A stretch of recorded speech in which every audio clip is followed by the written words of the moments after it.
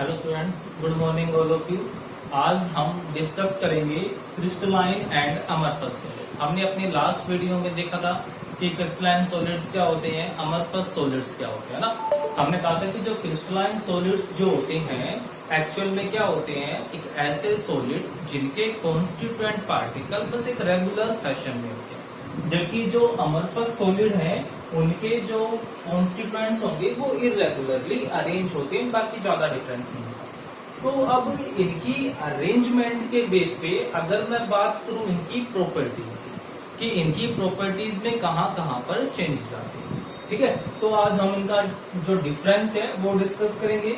Exam point of view से भी बहुत ज्यादा इंपॉर्टेंट है। तो हमारे पास है crystalline solids and amorphous solid. Amorphous solid clear है।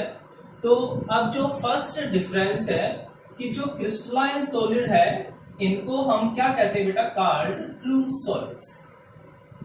These are called true solids while amorphous solids are called pseudo solids. These are called pseudo solids. अब ट्रू सॉलिड का मतलब तो समझ में आता है, बट सूडो सॉलिड्स ये कौन से सॉलिड हुए भाई? या तो सॉलिड होगा या लिक्विड होगा या गैस होगा। सूडो सॉलिड ये तो कोई नई चीज आ गई। तो सूडो सॉलिड का मतलब, सूडो का मतलब आपने पढ़ा हुआ होगा पहले भी, सूडो का मतलब होता है फाल्स। मतलब सॉलिड तो है बट एक्चुअल में सॉलिड जैसी प्रॉपर्टी नहीं शो करते हैं, लाइक फ्लूइडिटी। तो ये जो अमरफस सॉलिड्स हैं ये फ्लूइडिटी शो करते हैं। फ्लूइडिटी मतलब टेंडेंसी टू फ्लो, और फ्लूइडिटी की प्रॉपर्टी कौन शो करते हैं बेटा? लिक्विड या गैसेस। तो ये जो सॉलिड है जब ये फ्लूइडिटी शो करते हैं तो इसी प्रॉपर्टी की वजह से हम इसको सूडो सॉलिड्स का नाम देते हैं। अब बात ये आती है कि ये जो फ्लूइडिटी हमने कहा तो दिया भी फ्लूइडिटी शो करते हैं, बट हमें कभी दिखाई तो नहीं दिया ये, है ना। तो ये इसलिए दिखाई नहीं देते क्योंकि जो इनकी विस्कोसिटी है, टेंडेंसी रेजिस्टेंस टू फ्लो, जो इनकी विस्कोसिटी है वो वेरी हाई होती है, बहुत ज्यादा होती है, ठीक है।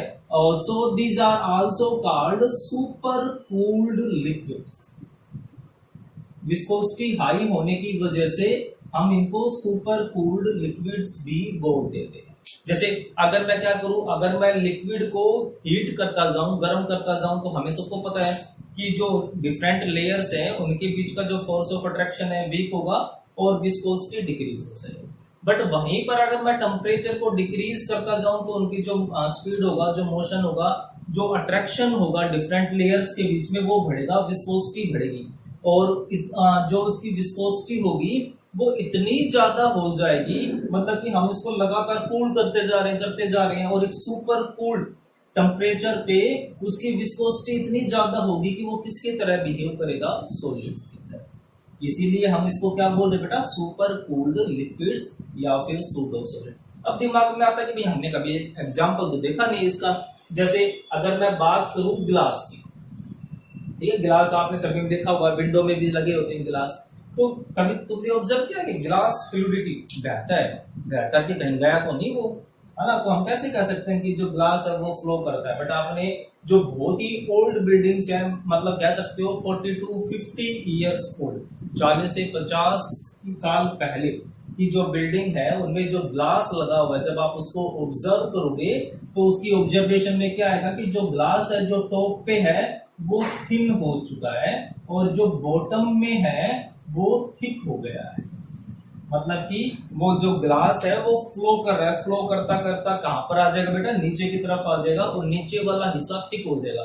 मतलब कि जब हमने ग्लास को उस विंडो में लगाया था, फिट किया, तब तो क्या था? वो एक रेगुलर था, बिल्कुल रेगुलर थिकनेस थी। बट फिर टाइम के साथ साथ वो धीरे धीरे ऊपर का जो हिस्सा था वो थिन हो गया और जो नीचे वाला था वो थिक हो गया। मतलब जो ग्लास वो मेल्ट होकर के नीचे की तरफ आता था।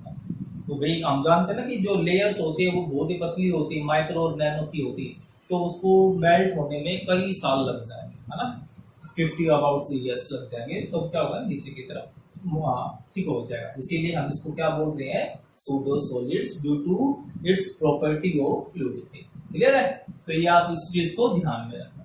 नेक्स्ट प्रॉपर्टी आती है हमारे पास कि जो हमारे पास ट्रू सॉलिड्स है, these have sharp melting point. These have sharp melting point. अब दिमाग में आ रहा है भाई शार्प का मतलब क्या होता है ना? शार्प का मतलब नुकीला नहीं होता है बिल्कुल भी। शार्प का मतलब क्या होता है? हम नहीं बोलते कि एग्जैक्ट शार्प एट 5 PM। तो शार्प का मतलब बिल्कुल एग्जैक्ट होता है, बिल्कुल, जिसमें कोई भी चूक ना हो, शार्प। जैसे कि अगर मैं बात करूं कि अगर मेरे पास कोई सॉलिड है, अगर मैं कहता हूं कि भाई इसका जो मेल्टिंग पॉइंट है 0.15 डिग्री सेल्सियस है, तो बिल्कुल एग्जैक्ट वो उसी टेम्परेचर के ऊपर मेल्ट हो जाएगा। अगर मैं कहता हूं कि 100.3 है, तो वो 100.3 डिग्री सेल्सियस पे मेल्ट होगा। इवन 100.2 डिग्री सेल्सियस पे भी वो सॉलिड में ही रहेगा। मतलब कि जैसे ही वो टेम्परेचर अचीव होता है, वो उसी टेम्परेचर पे ही मेल्ट होगा। और जब तक वो कंप्लीट मेल्ट नहीं हो जाता, वो अपनी स्टेट भी चेंज नहीं करेगा। ये आपने पहले क्लासेस में पढ़ा हुआ है, जिसको हम लेटेंट हीट ऑफ फ्यूजन बोलते हैं। तो वो सब क्या होते हैं कि एकदम फिक्स होती है, कांस्टेंट होती है। तो इनका जो मेल्टिंग पॉइंट होगा एकदम शार्प होगा, बिल्कुल भी डेसिमल्स में भी चेंजेस नहीं होंगे। दूसरा जो यहाँ पर आता है हमारे पास सूडो सॉलिड्स में, these melt over A range of temperature. Over A range of temperature, ये मेल्ट होंगे एक रेंज ऑफ टेम्परेचर। मतलब कि कोई फिक्स नहीं हो। जैसे प्लास्टिक हमारे पास कभी फिक्स देते हैं, आपने देखा होगा कितने भी प्लास्टिक के ऑब्जेक्ट्स होते हैं उस पर लिखा होगा मेल्टिंग पॉइंट 35 to 55, 50 to 70। इस तरीके से आपको एक रेंज दी जाएगी और उसी रेंज के ऊपर वो मेल्ट होते हैं। इनका जो मेल्टिंग पॉइंट होगा वो डेफिनेट नहीं होगा। हमारे पास नेक्स्ट आता है number 3, when cut with a knife, when cut with a knife give smooth surfaces या clean cleavage कह सकते हो, clean cleavage। जैसे अगर मैं इसको समझाना चाहूं, अब हमें पता है ना कि भाई जो ट्रू सॉलिड्स हैं, क्रिस्टलाइन सॉलिड्स हैं, इनके जो कॉन्स्टिट्यूएंट्स हैं बिल्कुल अपनी जगह पे फिक्स होते हैं। इनकी जगह में कोई चेंजेस नहीं होते, है ना? एक रेगुलर ऑर्डर मिलता है, एक डेफिनेट रेगुलर ऑर्डर। अगर मैं अब इसको नाइफ से कट करूं, बिल्कुल कट जाएगा, स्मूथ सरफेस आएंगे, कहीं पर भी उबड़ खाबड़ नहीं आएगा, मतलब बिल्कुल प्लेन कट मिलेगा आपको। और जबकि आप जब इनको कट करोगे तो हमें क्या मिलेंगे बेटा? Rough surfaces. हमारे पास क्या आएंगे? Rough surfaces. अब दिमाग में देखिए ऐसा क्यों होता है? आपने कभी ग्लास को देखा होगा, ग्लास के जो सरफेस होते हैं एक्चुअल में वो रफ सरफेस होते हैं, स्मूथ सरफेस नहीं होगा। जब आप उसको टच करोगे, उसके एजेस को टच करोगे, तो आपको दिखेगा कि हमारी जो फिंगर टिप है वो ऊपर नीचे ऊपर बिल्कुल हल्की हल्की होती है। तो इसका मतलब क्या हुआ कि वो अमरफस सॉलिड्स होते हैं। उसका रीजन अगर मैं डायग्राम से समझाना चाहूं कि इसके भी जैसे पार्टिकल्स होगा, ये है ना, जिसका मन आया वो वहीं पर अरेंज है, कोई डेफिनेट रेगुलर अरेंजमेंट नहीं है, कहीं पर कोई डिसिप्लिन नहीं है। अगर मैं इसको यहां से कट करना स्टार्ट करूं तो क्या होगा? हमारा जो नाइफ होगा वो हल्का सा घूम जाएगा, है ना? तो जहां से भी मैं इसको कट करूंगा मुझे वहां पर क्या मिलेंगे? रफ सरफेसेस मिलते चले जाएंगे। ठीक है, तो इस वजह से तो कहता है कि यहाँ पर कोई भी डिसिप्लिन नहीं होने की वजह से कुछ भी प्लेन सरफेस नहीं मिलेगा। तो ध्यान में रह जाएगा, it gives rough surfaces while crystalline solids give clean cleavage of smooth surfaces when cut with a knife. Next आता है हमारे पास नंबर 4, जो मोस्ट इंपोर्टेंट प्रॉपर्टी है, एग्जाम में लगभग पूछी ही जाती है, आइसोट्रोपिक एंड एनआइसोट्रोपिक प्रॉपर्टीज। तो जो क्रिस्टलाइन सॉलिड्स होते हैं, these are anisotropic in nature. Anisotropic in nature. अब क्वेश्चन ये आता है कि भाई एनआइसोट्रोपिक क्या होता है? आज तक नाम सुना हुआ ही नहीं है। आइसो का मतलब सेम हो गया, ये आगे लग गया, एंटोनिया मतलब इसका उल्टा कुछ हो। ठीक है, तो एनआइसोट्रोपिक का मतलब ये होता है those substances which give different magnitude of physical properties when measured along different direction. Along different direction. मतलब कि भाई प्रॉपर्टी सेम है, बिल्कुल सेम प्रॉपर्टी है, बट जब मैं उस प्रॉपर्टी को अलग अलग डायरेक्शन में मेजर करता हूं सेम सब्सटेंस के लिए ही, तो उसकी वैल्यू क्या आती है मेरे पास, अलग अलग आती है। अगर उसकी वैल्यूज अलग अलग आती है तो सिंपल सी बात क्या होगी कि वो सब्सटेंस कैसा होगा, वो सब्सटेंस होगा anisotropic, that is crystalline solid. ठीक है, और ये क्या हो जाएगा बेटा, these are isotropic, these are isotropic in nature. मतलब कि जब मैं कोई भी फिजिकल प्रॉपर्टी इस सब्सटेंस के अलोंग मेजर करूंगा किसी भी डायरेक्शन में, तो हमें उसकी वैल्यूज क्या मिलेंगी, बिल्कुल सेम मिलेंगी। ठीक है, मैं इसका एक एग्जांपल देता हूं फिजिकल, ताकि एक अच्छा सा समझ में आ जाए।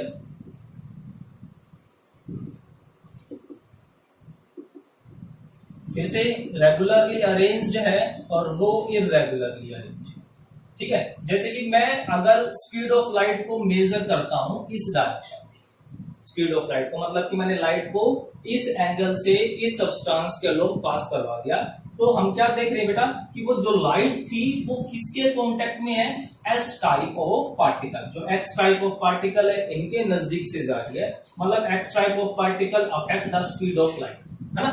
अगर मैं लाइट को अब इस डायरेक्शन में से पास करवाता हूं, इस डायरेक्शन में से पास करवाऊंगा, then speed of light affect by both circle and cross particle, दोनों पार्टिकल से अफेक्ट होगी। और जो इसकी जो यहाँ पर सिर्फ एक्स से अफेक्ट थी, यहाँ पर दोनों से है, तो इससे क्या होगा, तो इसकी जो स्पीड ऑफ लाइट होगी वो चेंज हो जाएगी। जबकि मैं लाइट में यहाँ पर किसी भी एंगल से निकालूं, हर जगह क्या होगा, दोनों इसको इक्वली अफेक्ट करेंगे। और मैंने अपने लास्ट वीडियो में कहा था कि हम जो क्रिस्टलाइन सॉलिड है उसको जूस से कंपेयर कर सकते हैं, और जो अमरफस सॉलिड है उसको हम जंगल से कंपेयर कर सकते हैं। तो जब आप जंगल में जाओगे ना, जंगल में जैसे एंट्री करते हो आपको सबको पता है कि भाई कोई अच्छा सा जंगल है और उसमें हर टाइप के एनिमल्स है, तो जैसे ही जंगल में घुसोगे एक्साइटमेंट कह लो, डर कह लो, बिल्कुल इक्वल मेंटेन रहेगा। पता नहीं कब आगे से शेर आ जाए, सांप आ जाए, है ना, कुछ नहीं पता हमें।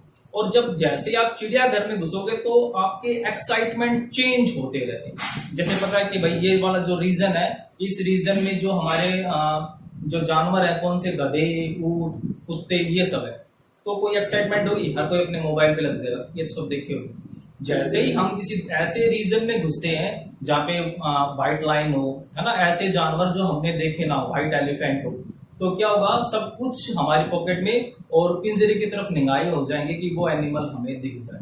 मतलब क्या हुआ, जैसी डायरेक्शन चेंज हुई एक्साइटमेंट चेंज हो गई, है ना। जैसी डायरेक्शन चेंज एक्साइटमेंट चेंज, वो कहां पर हुआ, जू में। जू में क्या था, एनिमल्स तो थे बट वो एक डिसिप्लिन में थे, एक रेगुलरली अरेंज थे। जबकि जो जंगल था उसमें जो एनिमल्स हैं कोई कहीं पर भी डिस्ट्रीब्यूट है, कहीं का कुछ भी नहीं पता कौन कहां पर मिलेगा।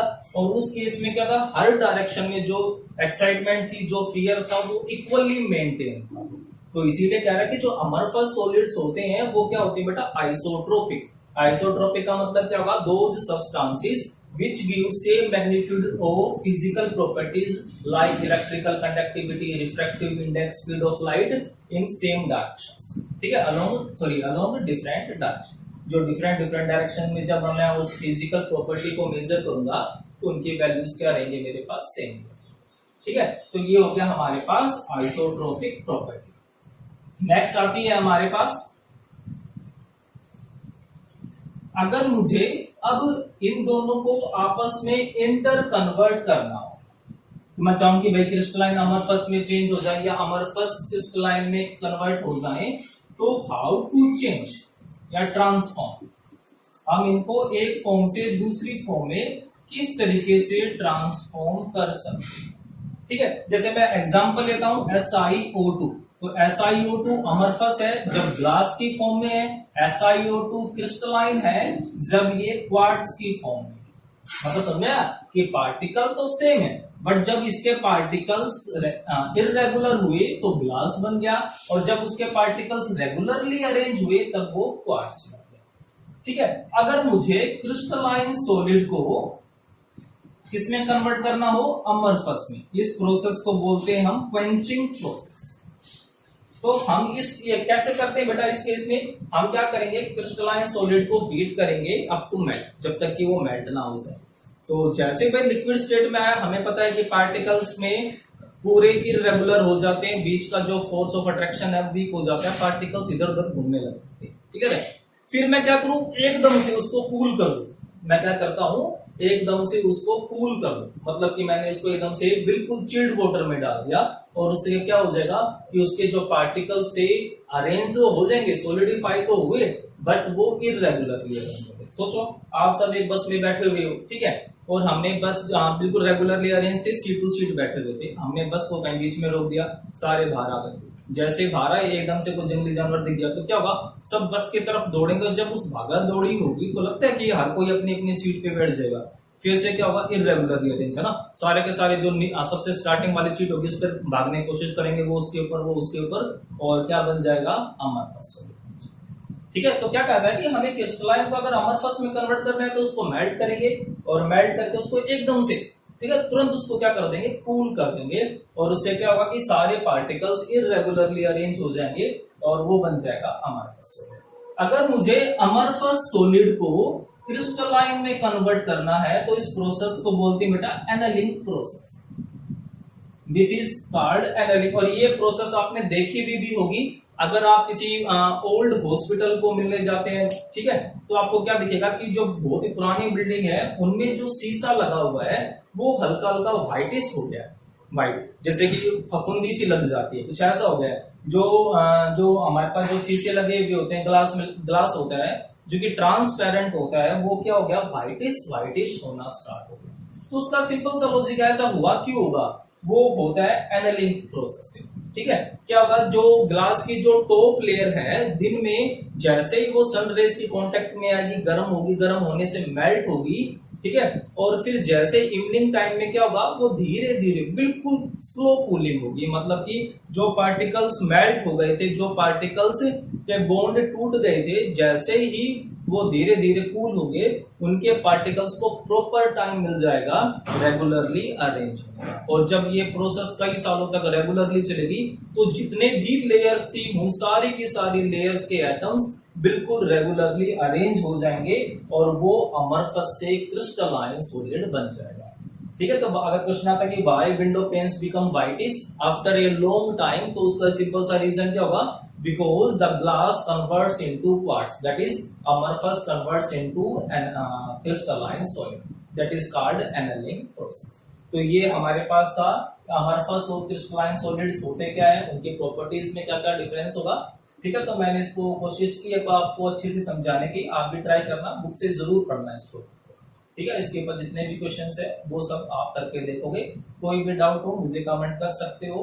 और बेटा अगर आप जैसे मेरी कोई नई वीडियो आती है, ठीक है, जैसे लास्ट ईयर के क्वेश्चन पेपर सोल्व हो गया, कुछ भी होगा, तो उसकी नोटिफिकेशन आपको मिल जाए। इसलिए सबसे जरूरी है कि जैसे आप वीडियो देख रहे होते हैं तो वीडियो नीचे एक बेल आइकन होता है, आप उस बेल आइकन पे दबा दीजिए, सब्सक्राइब कर दीजिए, फिर जैसे कोई भी वीडियो मेरी अपलोड होगी आपको तुरंत नोटिफिकेशन मिल जाएगा। Okay, thank you.